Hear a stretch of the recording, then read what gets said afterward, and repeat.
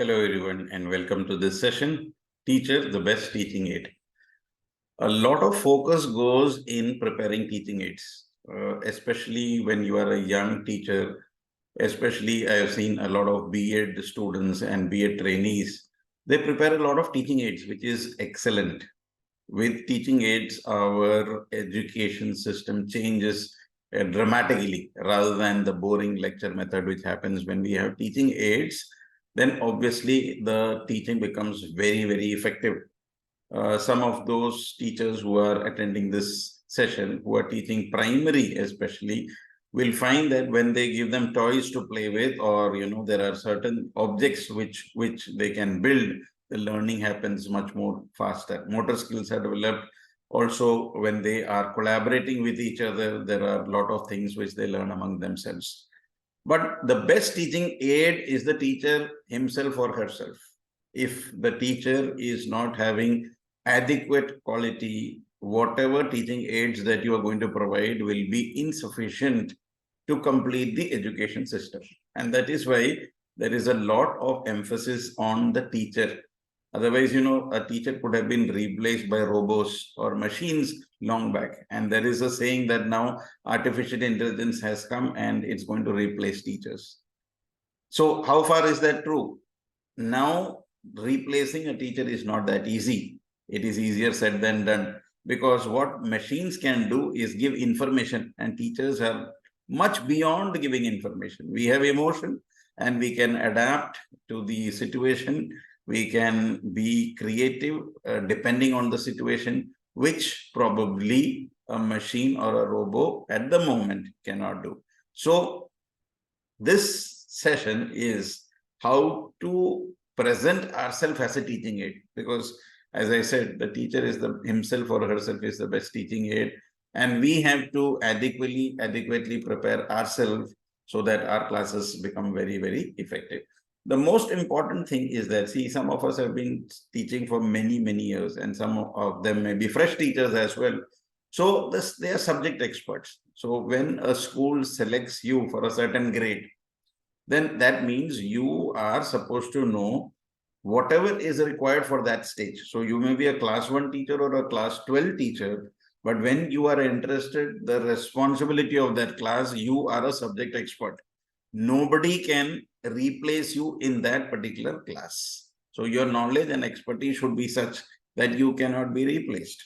For example, if you are a class 1 teacher, a class 12 teacher can never replace you. Just because he or she is more qualified cannot replace you, because the skill set required to handle a class 1 child or class 1 children are totally different as compared to class 12. Similarly, a class 1 teacher will not be able to handle a class 12 student or students, because they are trained differently.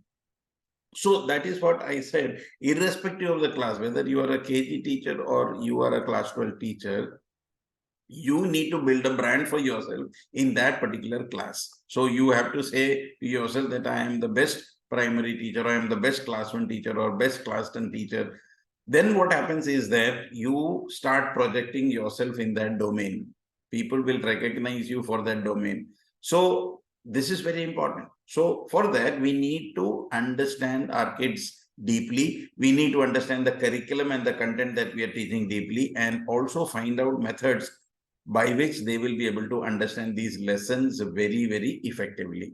So our main focus is what? The students. We are child-centric, and therefore our education system should be shifted from teacher-centric to child-centric always. There are many, many schools which are still teacher-centric. The teacher takes the center stage and, dictates notes and just tells them to do stuff which the teacher is telling. There is no research work happening. But I'm also happy that there are many, many schools which is allowing the child to experiment, explore, and therefore create new boundaries for themselves. Boundaries are not being set. They set the boundary as and when the child needs to learn more, they are learning. So to enable this, we need to be facilitators. So we need to be experts. Our knowledge also should increase. So therefore, when we are explaining stuff, when we are giving information, let it be in such a manner that the student is able to explore more rather than say that this is what is only required. So adaptability, this is one very important feature of teachers, that we can adapt to different schools, different situations, different areas. I know of teachers who have taught in 8 to 10 schools because, probably, there is a transferable job for their husbands, or, due to other reasons, they're shifting from one place to the other. So I have seen, and they adapt very quickly to the new situation. And believe me, every school must be different. Some of you may have experienced at least working in 3, 4 schools, which is the norm. So what happens is that every school ethos culture is different, and teachers adapt very quickly. I think if when it comes to adaptability, the teachers are one. If nobody gets offended, a species, you can say, teachers are a species who adapt very fast to situations. Because every day in our classroom is not same. Like, we are not going there and doing some computer work. We are dealing with live children. A live class is totally different, because the dynamics of the classes changes. We cannot predict what is going to happen in that particular class, who is going to ask what question. Every batch is different, every class is different. Learning styles of students are different. What you may have worked out for so many years may not work now. So these are things. So teachers are adaptable. So adaptability is great. Machines cannot adapt so fast. They have been programmed with stuff, they will keep repeating that unless we reprogram. Whereas the reprogramming happens in teachers as human beings automatically. So we can modify our approach often, and we can cater to individual needs. So when you are talking about machines, it's the same stuff that will be given to all, but teachers have this adapt. So we are the best teaching aids. Nobody can. So there is a fear that teachers are going to be replaced by machines and robots and AI. No, unless we move with the times. That is why it's important that we need to focus on this factor of adaptability. We cannot say that, okay, this is what I've been doing for 20 years, I'll continue doing that. Then obviously you will be replaced. If not by machines, by another person who is adapting himself or herself to the changing times. So it's important that we understand the learning style. We change our teaching style, and we cater to the ever-changing scenario of getting students who are restless, who have less concentration, and probably always ask us the question that why do we have to study, or where do we use all this? So a personalized learning experience has to be created by teachers. We need to be good facilitators of learning.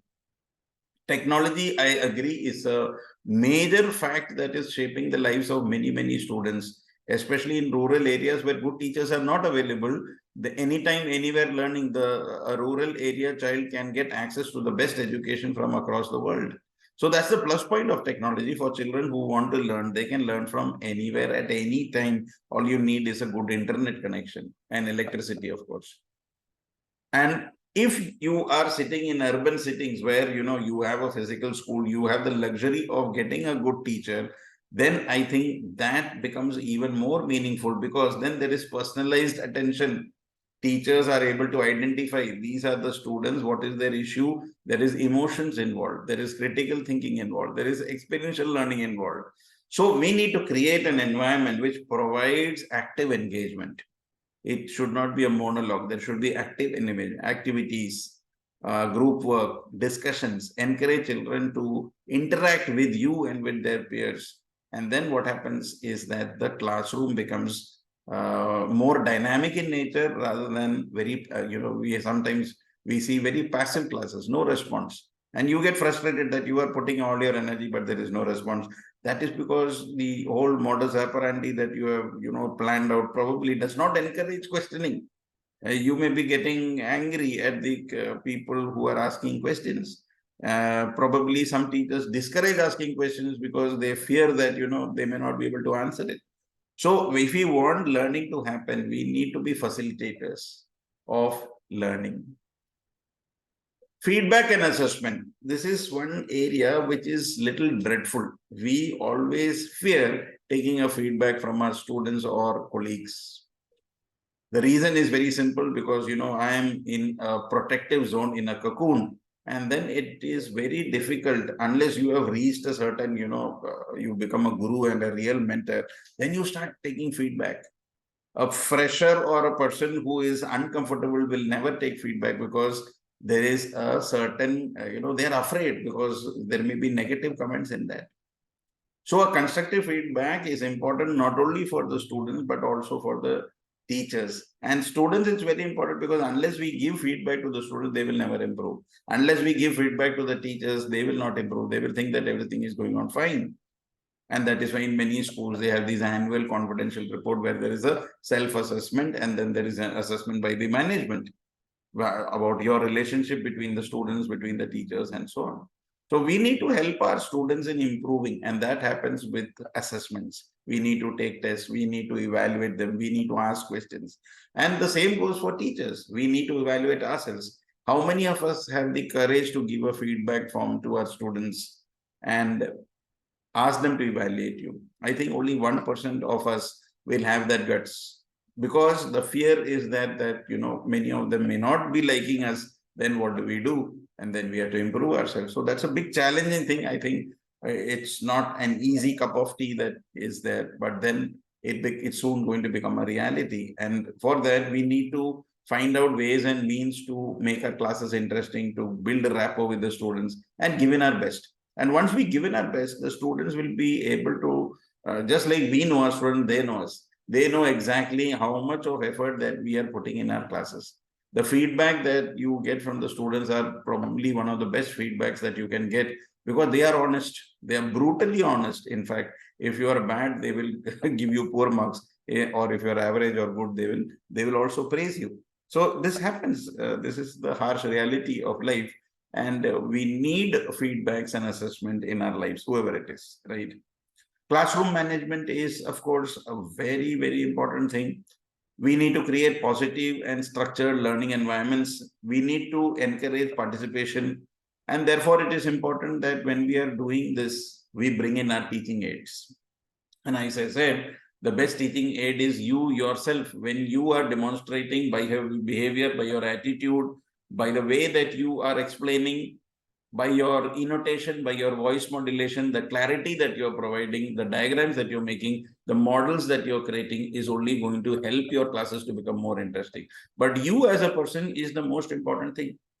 If we have all the teaching aids of the world and we put a teacher, any teacher there who cannot explain it properly, then all those teaching aids are meaningless. So who's the most important? The teacher. The teaching aids are only supplementing your teaching. It is not a substitute. So many schools and teachers emphasize a lot on the teaching aids rather than themselves. I think it is high time that we need to focus on ourselves, because again, I'm repeating this statement: teaching aids are not a substitute, but they are a supplement to a good teacher. So if you are a good teacher and you bring in teaching aids, then your classes become effective. If you are not a very good teacher, but you bring in as many teaching aids, if there is no clarity, the teaching aids is going to fall flat. The students are not going to understand what those teaching aids actually meant. We do a lot of activities, practicals. If the student is not having clarity of what is the whole purpose, then the whole idea of these teaching aids becomes meaningless. So important part of this whole discussion is that you are the most important person. The teaching aids are only going to supplement you. Motivation and inspiration. I think this is something which even adults require. Even at the age of 50 or 60, if somebody says, sir, you were good, or ma'am, you feel happy about it, right? You feel happy because everybody wants to be appreciated. So similarly, teachers will have the power to motivate. Imagine young students, they want a word of appreciation from you. Today, one student was coming. I used to scold him n number of times because he never used to pay attention. So he asked me a question today. He came up to the break, and I was asking him that I had called your father for PTM. Why didn't he come? So he said, sorry, sir, they were busy, and definitely when he comes, I'll meet you. Then he asked me a question. Sir, if you don't mind, can I ask you a question? Why do teachers always keep scolding me? Why do teachers always keep scolding me? Am I that bad? So I said, see, it is not about you are bad. It is because teachers want your good. They know your potential. See, last year you were scoring 80%. This year you have gone down to 50%. There is a, teachers can see there is a drastic change in you, in your behavior, because you keep talking in the class, and that is why. So we are not your enemies. And so very nicely, we had a half an hour discussion. And at the end of the discussion, he understood what it is. But taking out that time, that may be your free time, that 30 minutes where you are relaxing from after taking 6 or 7 periods. But giving that time, you can change the life of a student. So you have the power to motivate your student. And today, when I went back to the class, he was a changed person. I don't know for how many days, but motivation, they say, doesn't last long. So every day we have to motivate. So some parents come and say, sir, he is not studying. Can you motivate him? So every day we are going and motivating them, because the day we don't motivate, probably they don't do it. So motivation is like having a bath. When we have a bath, we are clean, but the next day again we need a bath. So motivation is not that. I have seen some schools, they have these orientation program and motivation program at the beginning of the year. So the teachers and the students are all charged up.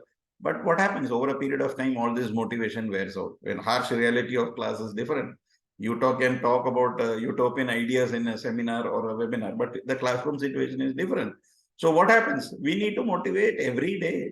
So every day we need motivation. That is why, just like adults, the children need it more. So if you say a good word, a positive feedback, I think it goes a long way. And if you are able to give time to somebody, I think that child will be, always thankful to you that you were available to me, sir or ma'am, when I needed it most. So we need to set high goals from them. If you say, "Arey, he's okay," he will continue with that. So every time when he says, okay, 50, give him the next target. Okay, next time I want you to score 60. When he scores 60, give him, okay, next time you score 70. And then what happens? When the goal is there, the child has something. Okay, my teacher is saying that I can do this much. So parents will also say, see, your teacher is saying now you got 50 and you are able to score 70, but you are performing below potential. So it's important that we motivate and inspire our students, not with fear, but with love.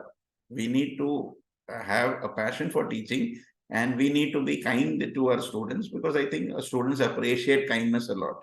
Empathy towards their learning conditions is very important. Not, in the newspaper report, sometimes I'm shocked when I read that, some teachers slap and punish some student for being absent, or they didn't bring their homework.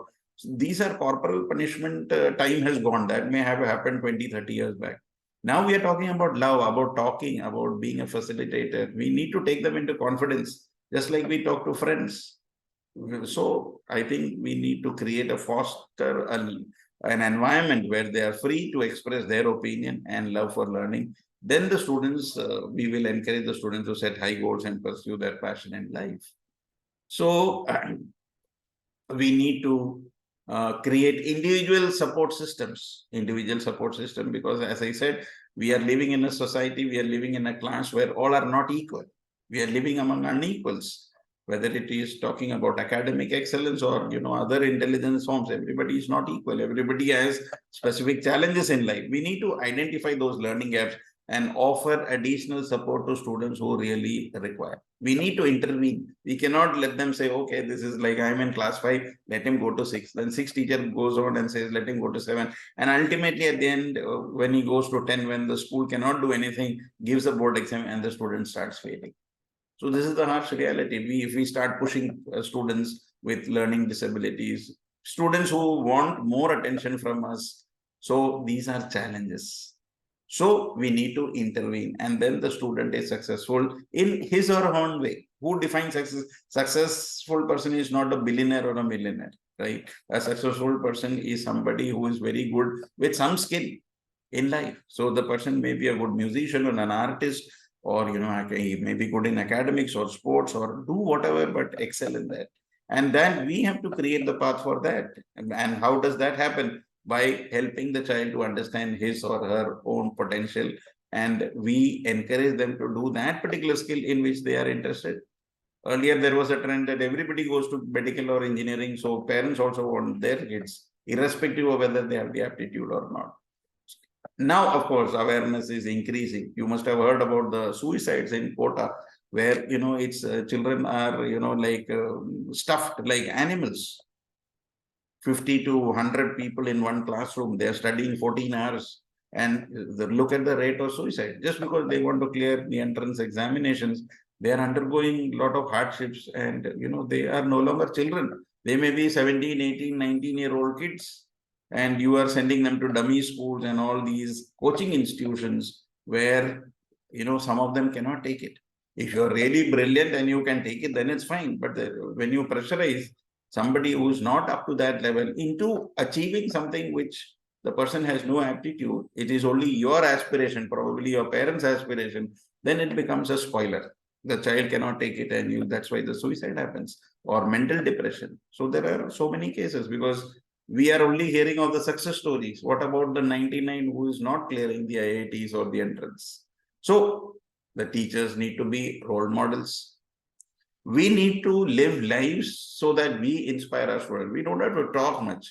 Our lives should be a living example of that we are a model to whom we follow. So 10 years down the line, if your alumni or a past pupil comes and says, sir or ma'am, I was inspired by the statement that you made, or I was inspired by your life, by your simplicity, by the words that you speak, the way you encourage, I think you have made your day as a teacher.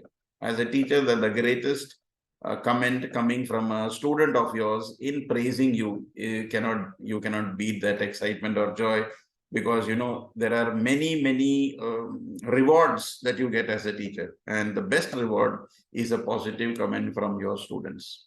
And especially if some student over the period of years come back to you and says that, sir or ma'am, you have made a contribution in my life because this happened in this class, and when all the others were ignoring, you took care of me. I think you have made your mark as a teacher.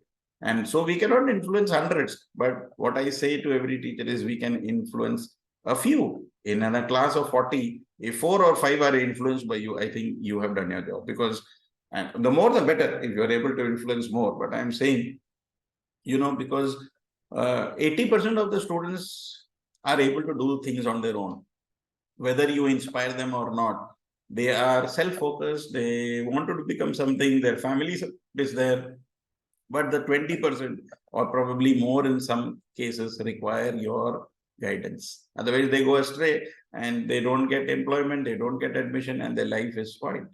So what happens is that we need to be role models. We need to be guiding factor for our students. We need to demonstrate the behavior that we are expecting from our students ourselves. So if you are telling the students to be polite, I think you yourself should be polite and courteous. Otherwise, the student will see your double standard and will have very negative opinion about you as a teacher. Emotional support is also a very important thing. When some child is going through lows in life, as a teacher, we need to be there for them. We need to give them support. We need to provide safe environment for them. We need to listen to them. If we are good listeners, I think 90% of the problem is solved. We need to provide guidance to them and promote their social emotional well-being. The well-being of the child is very important. So in this whole scenario, who is the most important? The teacher. We have to do this as per the situation. Machine and robot will not do this. Artificial intelligence can only give information. Who is doing all this emotional balancing? The teacher. So that is why I said the teacher is the best teaching aid. Mentorship and guidance. Obviously, when as teachers we are assigned a few students beyond academics, we need to help the students to develop life skills.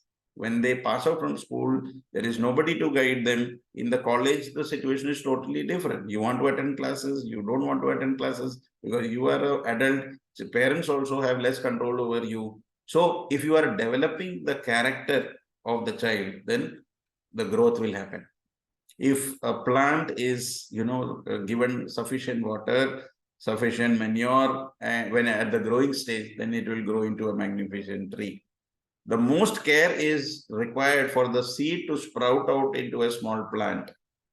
And this plant grows big. And the plant keeps growing big and becomes a tree. So from a plant to tree is easier as compared to the initial. So when you start planting these small trees, you find that many of them die, wither away. Because of the heat, because of insects, because of weeds. Same thing happens with our kids. When they're small, there are so many influences, and we need to ward off the evil forces and bring them into a positive environment. If that happens, then you are a good teacher, you are a good mentor. So we need to develop their character. We need to help them in decision making and their goal setting. And then I think we are on target for this. So these are various teaching aids are available. There is no doubt about it. But the presence and your physical presence is the most effective way of dealing with the classroom, and the results are going to be fantastic if I am fully passionate about what I am doing. So, as a conclusion, the presence and effectiveness of a skilled and dedicated teacher remains unparalleled. What a beautiful statement. While there are various teaching aids and resources available, the presence and effectiveness of a skilled and dedicated teacher remain unparalleled. You cannot be replaced. The combination of their expertise, adaptability, facilitation skills, and support makes teachers an invaluable teaching aid in the classroom. What beautiful conclusion. You are an invaluable teaching aid in the classroom. So I think we need to develop ourselves the best possible way so that we can make use of the teaching aids, the external small teaching aids that are available to us, and supplement the best teaching aid, that is yourself. So on this note, I wish to thank you, and I want to wish all of you that you become the best teaching aid and you start using all the other teaching aids, not to substitute yourself, but to supplement yourself. Thank you.